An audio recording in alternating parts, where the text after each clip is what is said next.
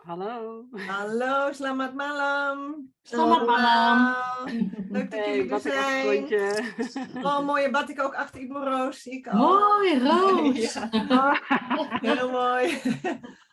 Hartelijk welkom allemaal. Superleuk dat jullie er zijn. Een speciaal hartelijk welkom natuurlijk voor onze batik-expert, onze Ahli Batik. Of ja, applaus zeker. Batikdeskundige Sabine.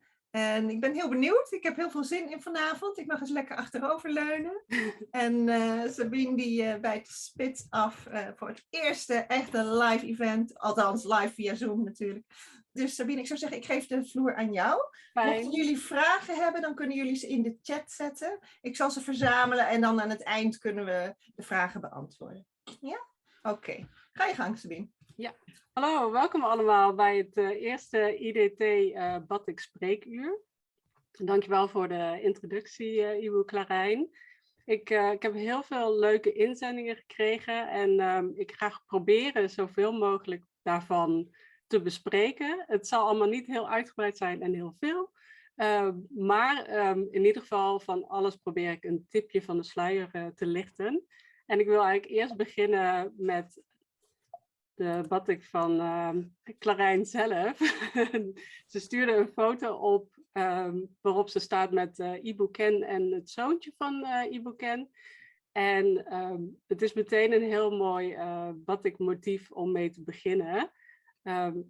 Want ik ging hem opzoeken en je ziet het vierkante gevlakte motief in de mooie bruinkleuren. En dit heet dus Kesatrian. Ik moest het opzoeken. En dat is dus een verwijzing naar de hogere klassen van de Javaanse samenleving. Dus echt toepasselijk. En in de randen van het motief zit een klein parang motief. Daar zal ik later wat meer over vertellen. En in de vierkanten zie je een mooi vulmotief. En dat valt onder de verzamelnaam Nitiek. En ik heb nog een fotootje van Clarijn, want het was een heuse fotoshoot. En Nitiek is dus een motief wat aan de noordkust van Java ook wel Jalan Brown genoemd wordt. En het is een motief wat eigenlijk gebaseerd is op weefmotieven uit India. En deze weefmotieven werden binnen de Kraton waren die enorm populair ook. En die werden onder andere door de VOC naar Indonesië verscheept. En deze motieven werden gaandeweg overgenomen in batik. Batik is dus een uitsparingstechniek waarbij met hete was patronen worden aangebracht op katoen, maar het kan ook op zijde en andere stoffen en het gebeurt zelfs op hout.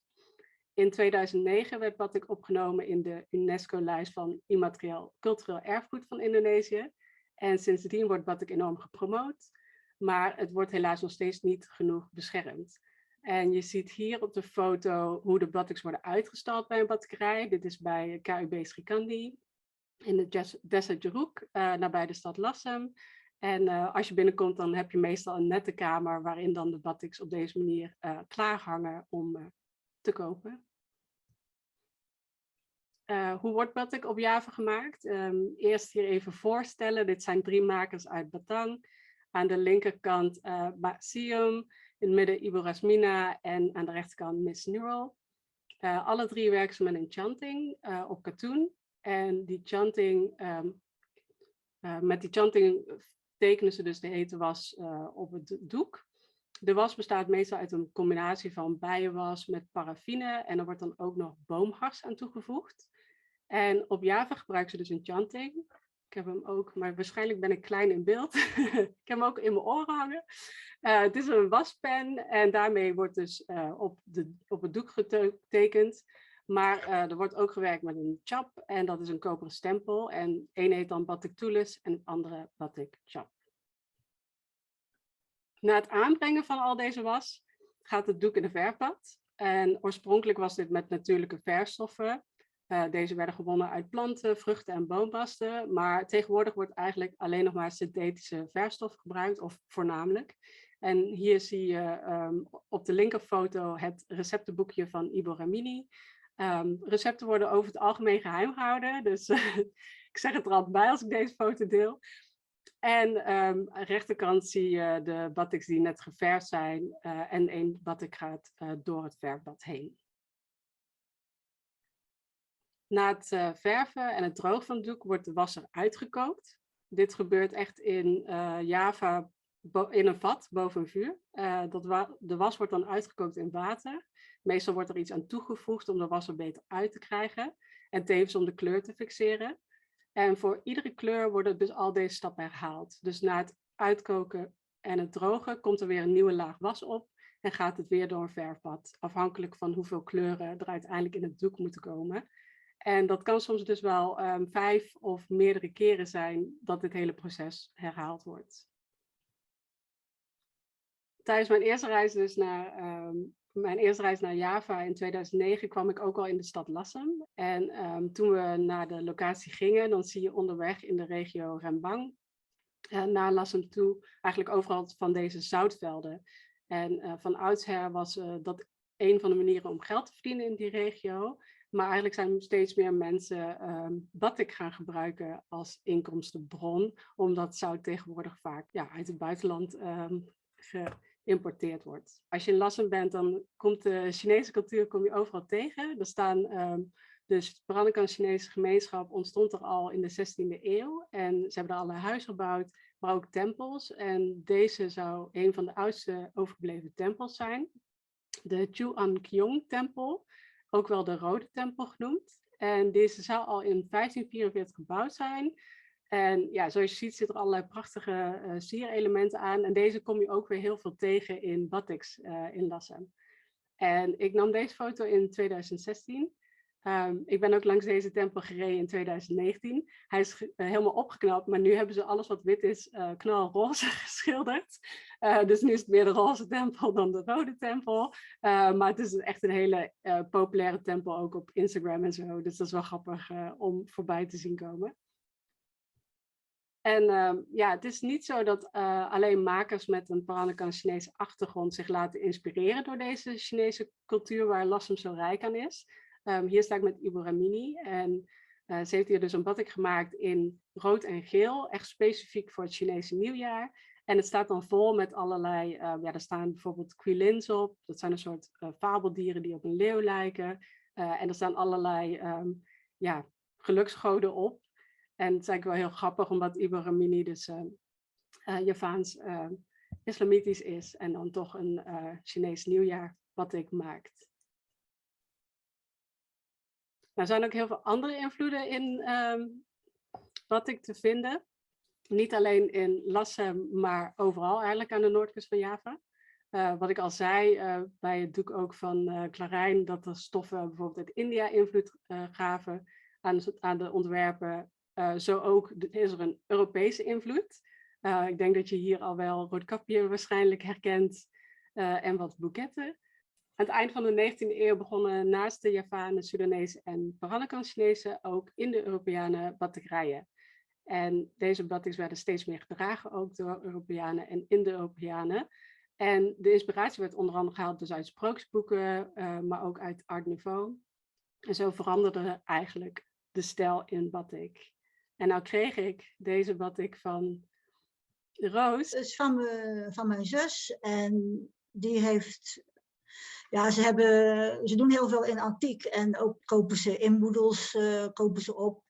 En deze zat dus ook in een inboedel, dus ja, veel weet ik er ook niet van.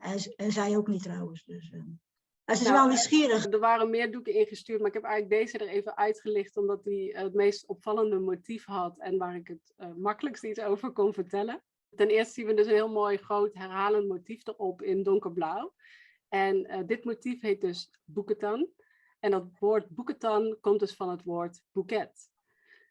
En het is dus een motief dat bestaat uit veldbloemen en vaak zie je er dan omheen vogels vliegen of zoals hier vlinders.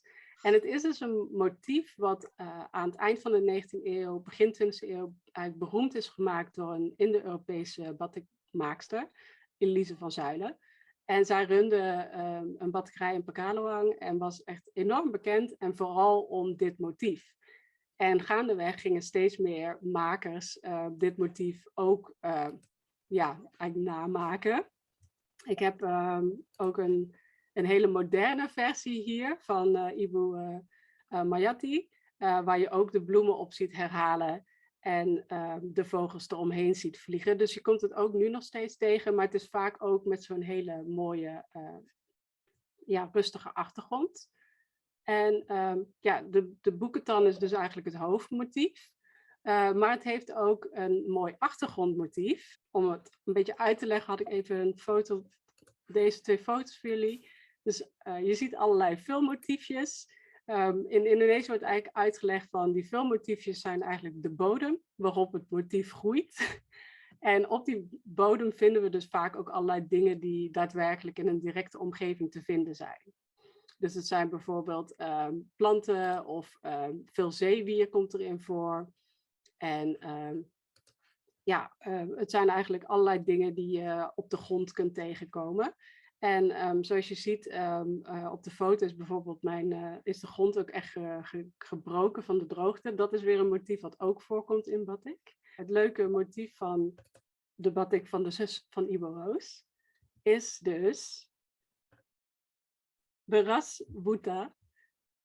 Dus gestrooide rijst. En ik maakte deze foto als ode aan dat motief, omdat het een van mijn favoriete motieven is. Het is een motief wat heel populair is, maar je komt het eigenlijk alleen nog maar tegen in een vrij grote korrel. En niet meer in de hele fijne korrel die je ziet bij die van Ibo Roos. Dat het het is bijna zo fijn dat je het niet meer kunt zien. Maar het is dus echt een motief wat natuurlijk je goed geluk geeft, want veel rijst hebben is altijd een erg goed gebruik in Indonesië. En eigenlijk met het dragen of geven van een batik met beras buta, dus gestrooide rijst, krijg je dus hopelijk veel rijkdom in.